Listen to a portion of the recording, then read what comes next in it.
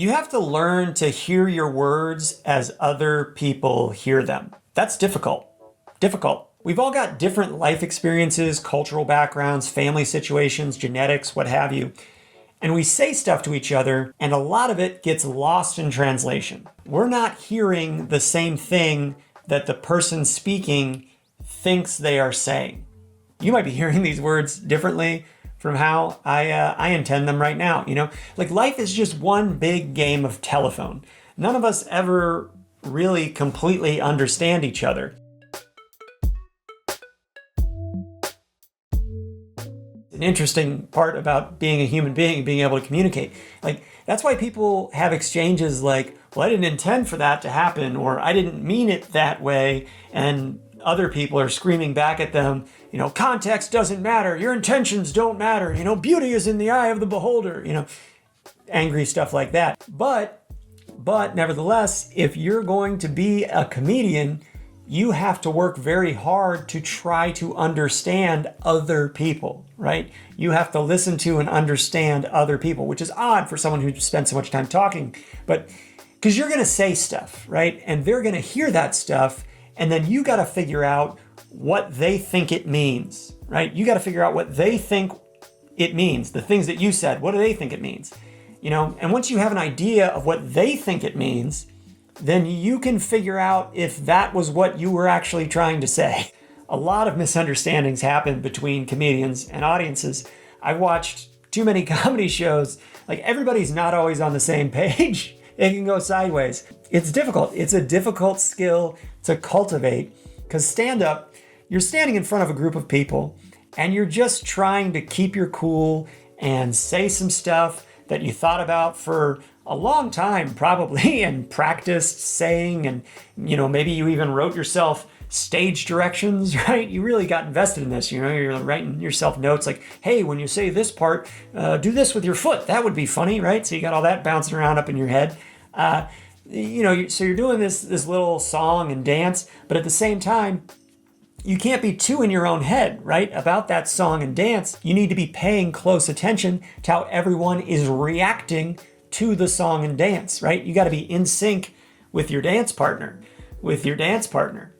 And sometimes I think I don't have enough brain capacity to handle that exercise. You know what I mean? Ideally, you would just go off instinct and figure it out on the fly, right? There's some comics that can be quite brilliant at that. Rory Scovel comes to mind. I personally haven't hit the required amount of stage time to quite relax into it and just let it flow in that way most of the time. For me, it still takes much more concentrated effort than I would like. But I try to cut myself some slack. It's not easy to have a playful, funny, interesting conversation with an entire room of people all at once.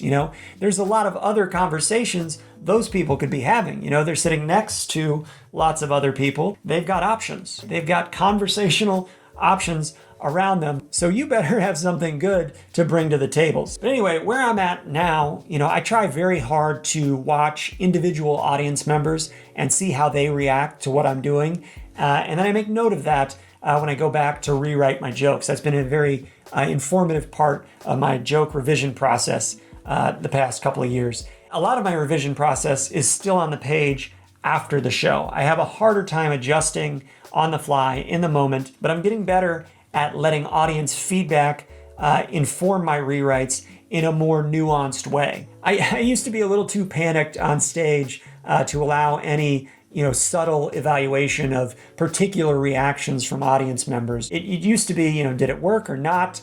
Okay, not sure how we fix it if it didn't, but but now I have enough awareness on stage. I can parse the feedback a little bit more. So I don't know, that's just an interesting observation about growing as a comic over the years. When you get started, it's like having a conversation with someone you're too nervous to talk to. You're thinking about what to say too much. You're not really listening to what they're saying. And yes, the audience isn't saying something back to you, but they're saying something with their body language and whether they laugh or not. There's notes to be heard there. You're not adjusting what you're saying appropriately based on what they're saying. And comedy shouldn't be a conversation with someone you aren't nervous to talk to at all, right? You should be a little nervous. That's what makes it fun. You want to have those nerves and that energy in the room. There should be some risk that they aren't going to get it, right? If that's the case, that means you're introducing new and fresh topics for conversation. That's good. You want to be barking up that tree. But if you come across as too much of an abstract weirdo